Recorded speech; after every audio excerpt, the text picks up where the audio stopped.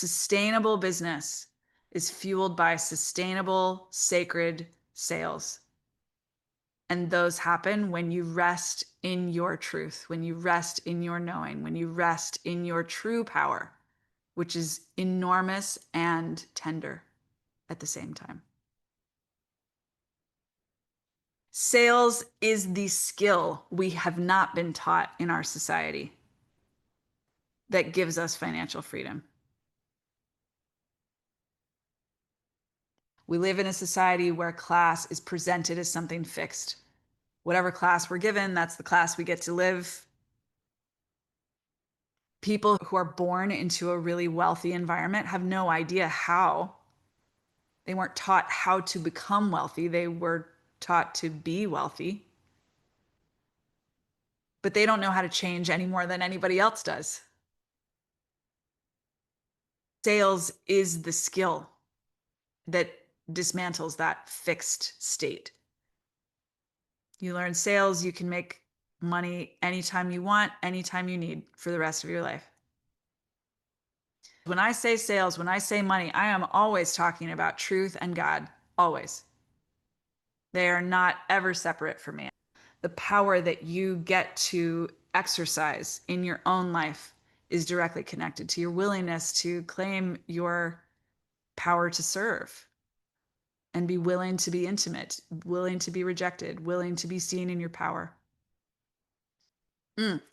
Anytime I have changed my financial results, every time it's just because of what I did in sales calls, mostly my willingness to have them at all.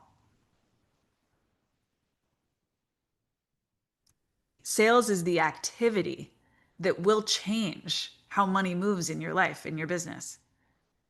Doesn't mean that marketing isn't useful. Advertising can be useful, all those things. But if it's not resulting in you having conversations with people, money's not going to move differently. And sales conversations are confronting because you could be rejected. They're confronting because they're intimate.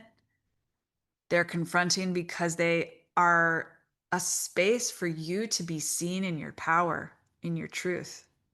And if you're stepping into a new version of yourself, a truer version of yourself, you will feel it in sales conversations. From the beginning, sales has been spiritual practice for me. Like the kind of spiritual practice that you could put on the menu with meditation, kirtan, breath work, psychedelic journey, sales call. And choose which spiritual practice is going to really support me the most in calibrating to what is true today. Sales calls, when I talk about them, are sacred. They are service. They are artistic expression, unique to you.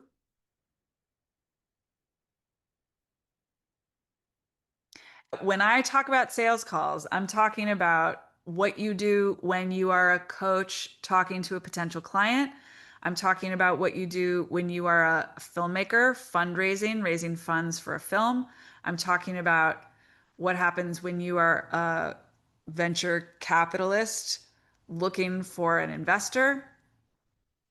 These are all conversations I have been in, and they are all as much the same as any sales conversations are the same. They're all the same. Every sales conversation in my mind should be jazz.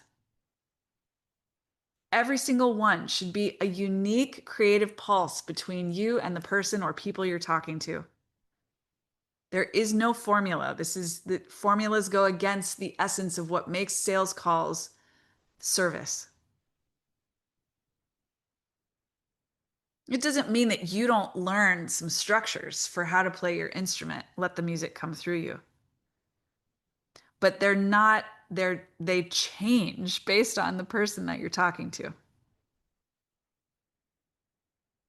Sales conversations start with their desire. What do they want? What do they care about? What matters to them. If you're in a sales conversation, you want to serve, you want to make things better for everyone involved. The people who are paying you, the people who are paying them, the people that you're paying. What do they want? And this is a really deep question. Knowing how to do it in a way that's correct for you and also takes the conversation in the way that you will be most useful is a skill that I love to teach. So desire is the first, you could say, phase of the conversation. And then the second phase is the obstacle. What's in the way? Why you say you want a seven-figure business? Why do you think you don't have that?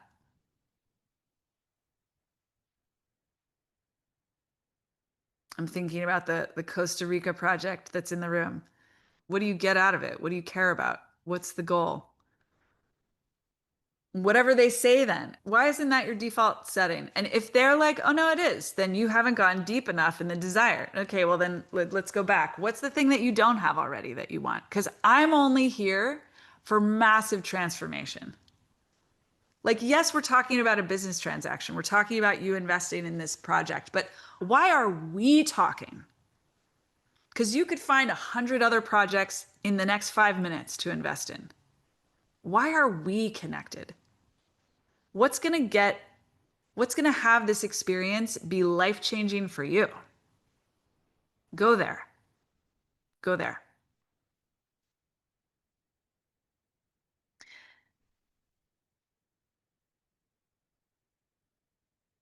Phase three is what happens if you don't change.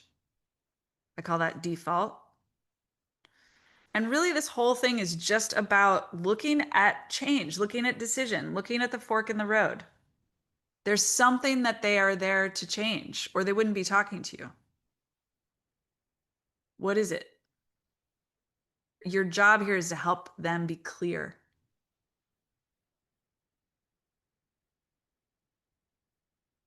which is important. Traditional sales methods are generally valuing the salesperson's ability to sell, to close the sale.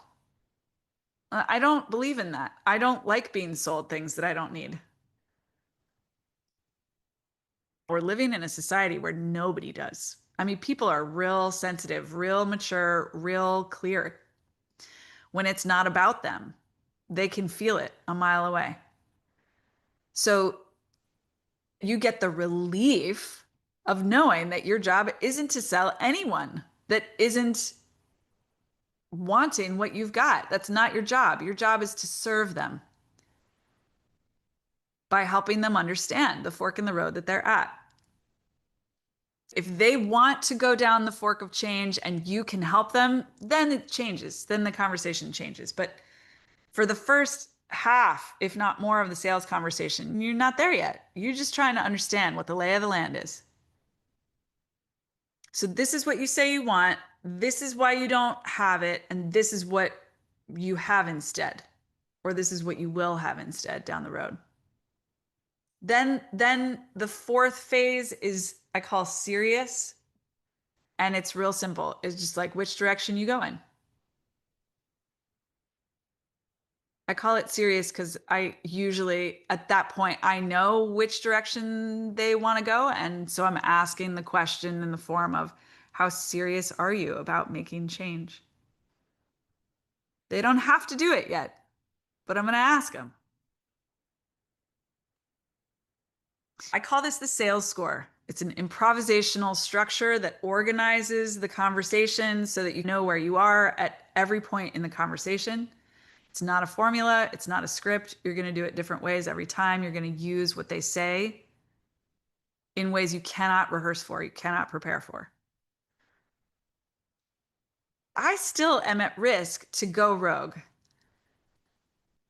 I get excited about things that people are talking about. I want to go down that rabbit hole. I want to take adventures with them. And if I don't know what I'm doing, if I don't have any structure at all, I will not know when it's in service and when it's sabotage. Because of the sales score, I know. I know where I am at every point. And so if I'm diverging, I can reflect. I can even include the person I'm talking to and recognize I want to depart for a minute. Can I put on my coaching hat and do some coaching with you for 5 minutes? Can we go down this road? Okay, great. Let's come back. The part of the sales conversation that I've just taught, I would say that's the first half. It's the part that requires the most sophistication and maturity, the most insight, the most resting in your knowing. It's the most intimate. It's very intimate. And your capacity to hold your potential client, your potential investor, your potential customer in that part of the conversation, that's what sets the standard for the relationship. Resting in your power, resting in your knowing. It's resting, it's leaning back. One of my favorite clients that I ever worked with was a very spiritual, esoteric vocal teacher. At first, she was so glitchy because she wasn't singing. So she'd go into the sales calls and she'd sort of pretend to be this contorted, strange version of herself. Part of what we do in Sales Full Stop is look at evidence of us doing sales calls. So we'd see her often on video doing this weird, it was like, wait, who are you being right now? Who's that? That's not you. I've never met that version of you. No wonder people aren't buying because what are you doing? And she was just like, well, but how am I supposed to be singing on the call? It was really tough for her to accept that that was an appropriate thing to do in a sales conversation for her as a vocal instructor. And so she started to do it. She just started to open up. And by the end of the program, her sales conversations were almost nonverbal, which again was correct for her. There was a really potent transmission in how she was being with her people that was uniquely communicated through her voice and her invitation for them to use theirs. What do you want? Sing it to me. Sing about what you want. Let yourself express. I mean, land them right in the center of their body. There's nothing better. And her business skyrocketed. And it was very inspiring for everybody else to witness because it was like, oh, that's how it's supposed to go. And then immediately, what does that look like for me? What does my authenticity bring to the conversation I am still relegating to the outside? True power is being seen both in your enormity and in your humanity, in your vulnerability. Most power that we see out in the world right now that is associated with oppression and injustice is not that kind of power. It is deeply disconnected from humanity. It is deeply disconnected from vulnerability. It is only the power.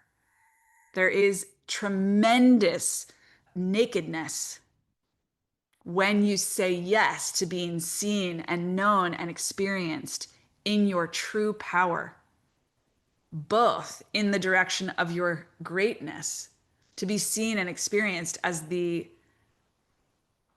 size that you truly are. And at the same time, to be seen in your fragility, in your limitation, in your grief, in your truth, moment to moment.